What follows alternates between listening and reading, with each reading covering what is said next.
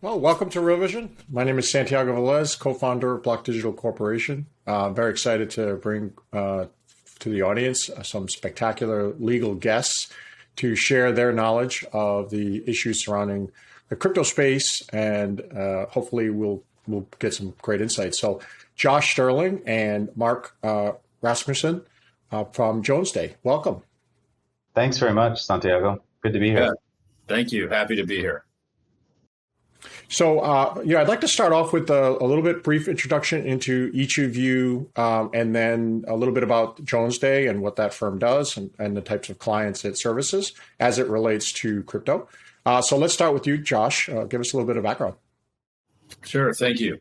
So I joined Jones Day in February of this year after having spent almost 2 full years at the Commodity Futures Trading Commission, or CFTC, where I was appointed by the then chairman, Heath Tarbert, as director of one of the 4 major divisions there, what is now known as the Market Participants Division, where I oversaw all the banks, brokers, and asset managers globally that were registered with us to trade in our markets. That also gave me oversight authority over the regulatory function at the Chicago Mercantile Exchange and the National Futures Association. So it was a considerable mandate, complicated just a bit by a global pandemic. I really enjoyed my time there. And so now that I'm at Jones Day, I'm part of our financial markets as well as our investigations and white collar practice, and helping our clients in traditional and sort of next gen finance, if you will, handle the challenges and opportunities they have, whether they're deals, regulatory approvals, or other regulatory issues, and as often happens, enforcement work as well.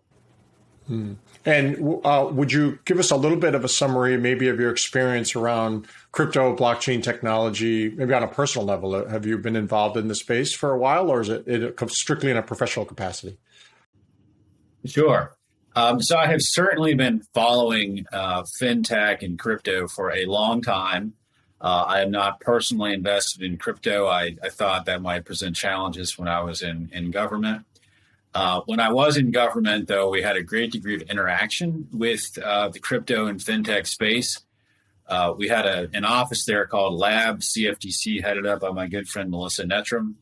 We're often involved in talking with all stripes of crypto and fintech firms about what they want to do. I wrote a policy statement on how to custody crypto assets if you're in traditional finance as a broker. And I would say, since I got back into private practice, that a outsized, significant proportion of the work we're doing is in the fintech space. That is sort of large and well-funded DeFi platforms. Traditional brick and mortar companies looking to, incorporate fintech into what they do, as well as financial services firms looking to offer derivatives and other products that reference crypto. So I would say that my uptake in crypto as a guy on the street is definitely aligned with what I think is a significant uptake in crypto and DeFi by the broader U.S. population. That's excellent. Thank you, Josh. Mark, let us know a little bit about your professional experience here and what you bring to the table, and of course your personal. Sure, absolutely. And I'll just underscore Josh's expertise for just a moment. I mean, he was in a government agency when the government really started focusing on this technology. So he's been able to see it inside the corridors of government firsthand as policies being developed, as enforcement actions were being taken place. I, on the other hand, have spent my entire practice in private practice, and can sort of bring that vantage point to the table as well. So I've historically done litigation and regulatory enforcement actions, many of which are in the security space, but I do other areas as well. And since about 2016, I've spent a good portion of my time advising clients on crypto, blockchain, general fintech matters, And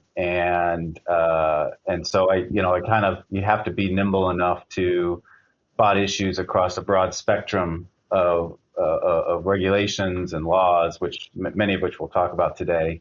But my core strength is sort of in the litigation, regulatory enforcement space. And then in terms of, my crypto specific experience, I've advised clients on setting up hedge funds, advised clients on the risks with coin offerings, advise clients with respect to NFTs, marketplace issues.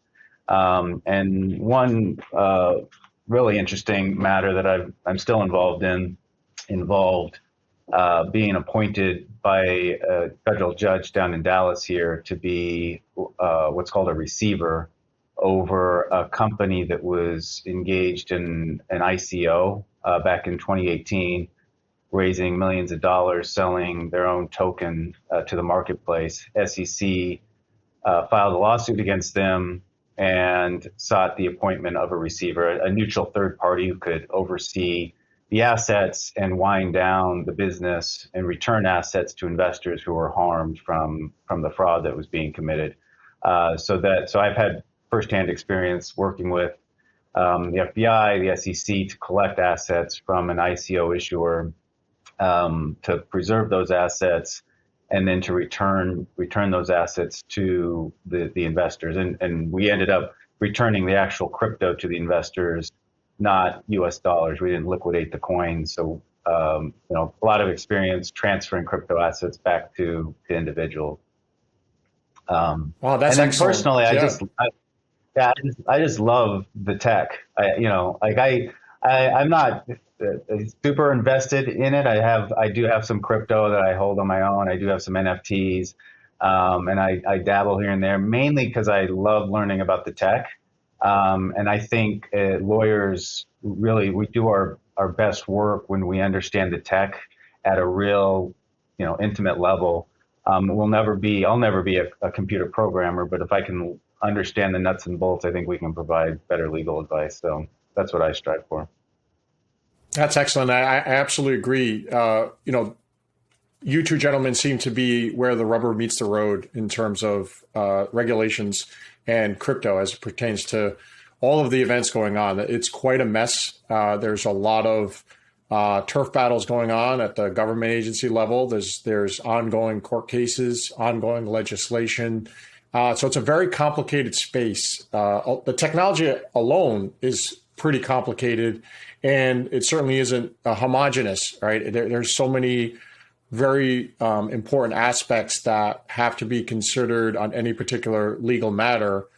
So not all crypto is equal, right? There's distinctions that are important to a case, for example. So I'd like to talk with you gentlemen about some of the kind of the problems that exist in the current regulatory landscape as it pertains to the CFTC, the SEC, federal legislation in general in the U.S.